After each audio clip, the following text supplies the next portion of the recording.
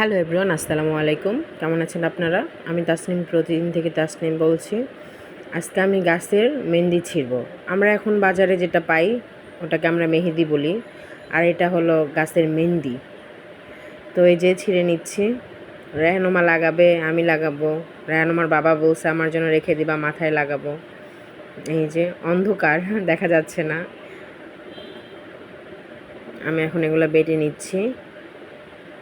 মেহেন্দিগুলো অনেক লাল, তার মধ্যে আমি আবার আরও লাল করার জন্য একটু খড় দিয়ে দিয়েছিলাম। এই যে খড়, এই যে আবার বেটে নিচ্ছি। একটু বাটা এখনও শেষ হয়নি, তারপরেও আমার হাত পুরো লাল হয়ে গিয়েছে। এই যে বাটছি, এই যে বাটা আমার শেষ।